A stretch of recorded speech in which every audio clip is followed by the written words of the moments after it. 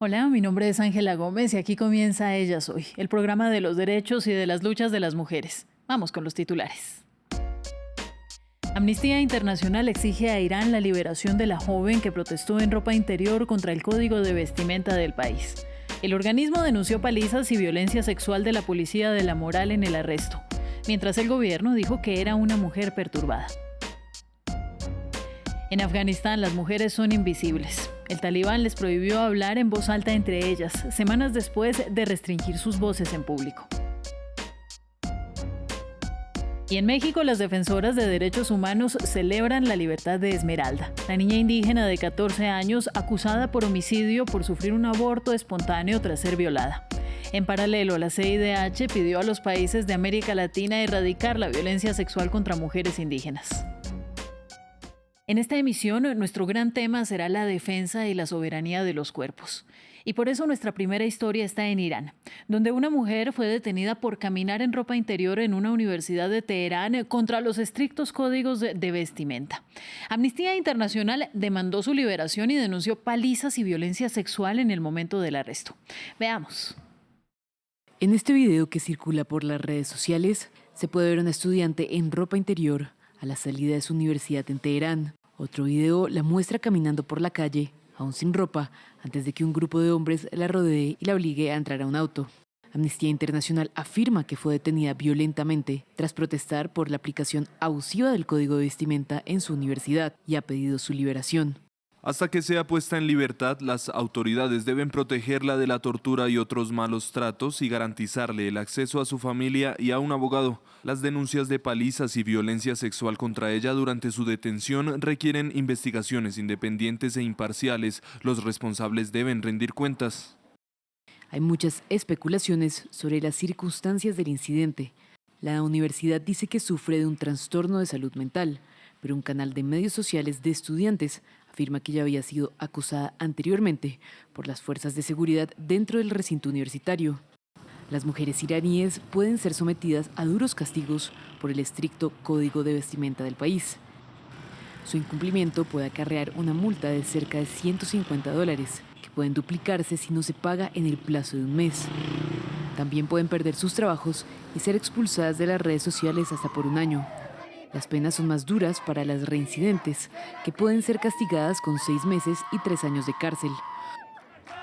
Un número cada vez mayor de mujeres ha desafiado a las autoridades, despojándose del velo tras las protestas nacionales que siguieron a la muerte de Mahsa Amini en 2022. Unas manifestaciones que dejaron el saldo de 30.000 detenidos y al menos 550 muertos, entre ellos 49 eran mujeres.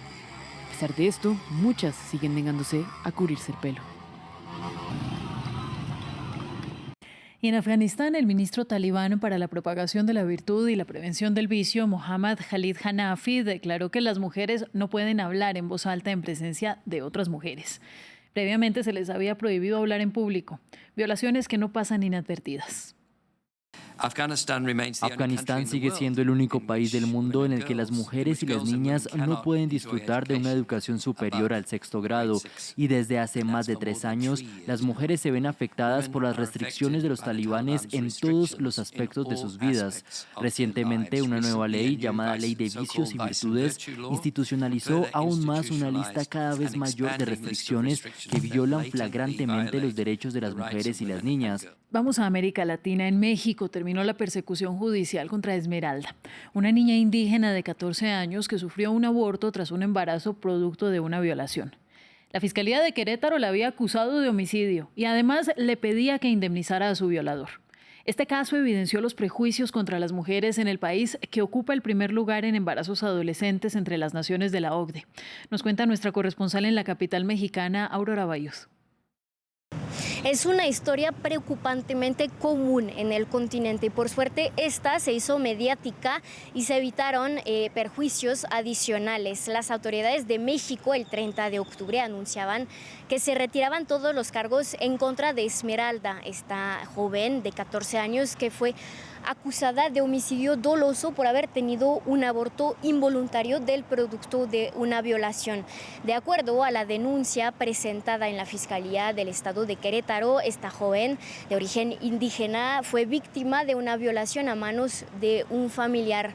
8 meses después, sin saber que estaba embarazada, acudió al hospital, tuvo un aborto espontáneo y fue denunciada por el personal de salud. Hasta finales de octubre, la joven permanecía detenida en su casa. La Fiscalía pedía para ella 3 años de cárcel y una compensación económica para su presunto agresor de casi $25,000. Sin embargo, el caso llegó hasta los oídos de la presidenta Claudia Sheinbaum y después de una mesa de diálogo con la Fiscalía de Querétaro, esta anunció que retiraba todos los cargos en contra de la menor. En este caso, la intervención del gobierno permitió a la joven poder seguir con su vida, pero no la ha librado del linchamiento en redes. En su momento, las autoridades la acusaban de tener declaraciones contradictorias y, sin embargo, pruebas ADN posteriores le dieron la razón a la niña, quien señalaba a su primo por ser responsable de los hechos. El trato que recibió Esmeralda es el mismo, es similar al que se tienen que enfrentar aquí en México miles de mujeres cuando acuden a las autoridades. Según cifras oficiales, de hecho, solamente 1 de cada 10 mujeres se atreve a denunciar ante las autoridades a su presunto agresor. La historia de Esmeralda es apenas un ejemplo de los reportes de agresiones sexuales, incluyendo violaciones colectivas contra niñas y adolescentes indígenas en América Latina. Por eso la Comisión Interamericana de Derechos Humanos ha pedido a los países de la región prevenir y erradicar la violencia sexual contra ellas. En Ecuador, 6 de cada 10 mujeres han sufrido violencia de género y el 59% de ellas son indígenas. En México, la encuesta nacional sobre la dinámica de las relaciones en los hogares revela que 59% de las indígenas han sido víctimas. En Guatemala, 88% de las mujeres sobrevivientes de violación y tortura durante la guerra civil eran indígenas. Y en Bolivia, donde el 40% de la población es indígena, 7 de cada 10 sufren violencia. Vamos a conversar con Carmen Cecilia Martínez. Ella es magíster en Derecho y además directora de Estrategias Legales del Programa para América Latina y el Caribe del Centro de Derechos Reproductivos. Gracias, Carmen, por estar en Ellas Hoy. Muchísimas gracias a ustedes, siempre gracias a la invitación a France 24. Pues bien, Carmen, los números son de terror. Aún así, la CIDH señala que los datos sobre violencia contra las niñas y adolescentes indígenas son escasos. ¿Por qué? ¿Y por qué son más vulnerables?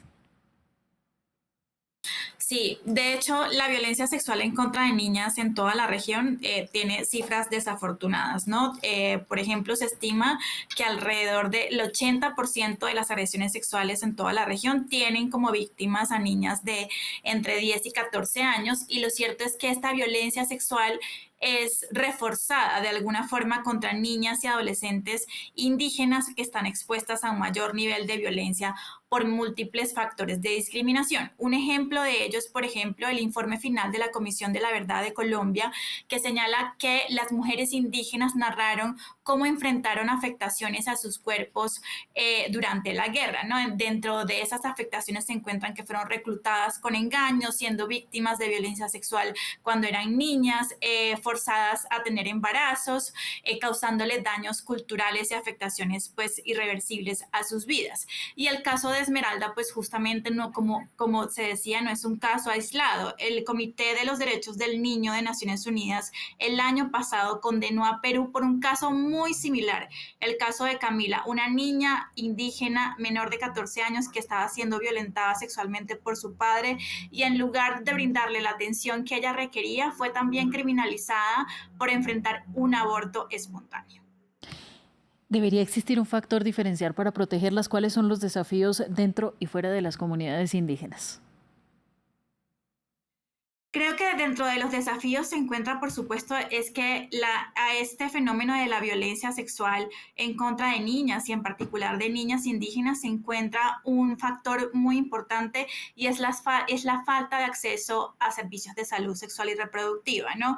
Que entonces lo que reproduce es justamente este círculo de violencia que hace parte de un continuo, y cuando son embarazadas por producto de la violencia sexual, entonces no pueden acceder a una interrupción del embarazo. Eso por un lado. Y lo segundo es que también hace parte de un contexto histórico y de discriminación en contra de mujeres y niñas indígenas que no solamente vemos en estos casos como en Colombia, como en México, con el caso de Esmeralda en Perú, sino también justamente Perú es un gran ejemplo, un terrible ejemplo, mejor dicho, de la discriminación estructural en contra de mujeres indígenas, en el marco no solamente del caso de Camila o de casos como el de Camila, sino alrededor, una muestra de ellos son las más de 2.000 mujeres indígenas y campesinas quechohablantes que fueron esterilizadas forzosamente durante el régimen de Alberto Fujimori.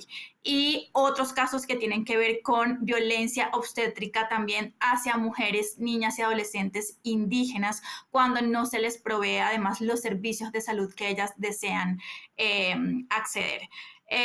Creo que estos dos factores, tanto la falta de servicios de salud reproductiva como la discriminación y violencia estructural en contra de esta población, refuerza la discriminación estructural que existe en su contra, y de ahí también parte el llamado de la Comisión Interamericana. Entendido, muchísimas gracias, Carmen. Quisiéramos tener, como siempre, mucho más tiempo para hablar de estos temas, pero son datos importantes los que nos entregas. Que tengas buen día. Lo mismo, muchísimas gracias.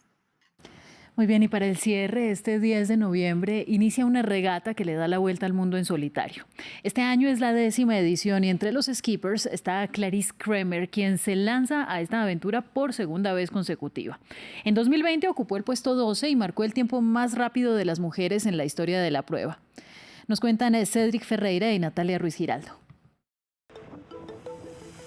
Lejos de todo, entre el miedo y la aventura. Así se vive la Vendée Globe, la vuelta al mundo en solitario, sin escalas y sin asistencia, a bordo de un velero que tiene lugar cada 4 años.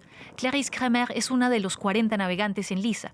En puerto realiza los últimos ajustes a su IMOCA, un monocasco de 18 metros en el que pasará cerca de 80 días. Este es mi espacio de vida donde más tiempo paso. Tengo acceso a mi computador. Estoy en un lugar seguro en este asiento especial que me protege en caso de que el barco se detenga brutalmente. Esta será la segunda participación de la francesa de 34 años, que desde la pasada edición fue madre. Un cambio de vida que le costó perder su anterior patrocinador.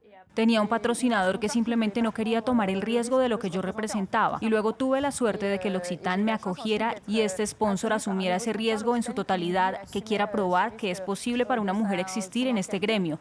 Un nuevo barco y un nuevo sponsor para ponerse metas ambiciosas en una carrera en la que el solo hecho de cruzar la línea de salida es en sí una victoria.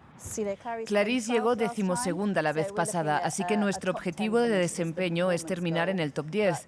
Con la confianza de su equipo y en sí misma, Kremer demostrará que se puede ser mamá y atleta a la vez. La salida de la Vendée Globe será el próximo 10 de noviembre de Les Sables d'Olonne, en el oeste de Francia. Este programa fue posible gracias al trabajo de Manuela Cano, Jennifer Guevara, Laura Espinosa, Lorena Pérez y todo nuestro equipo de máster y producción. Para ver este y más episodios pueden visitar nuestra sección de programas en france24.com.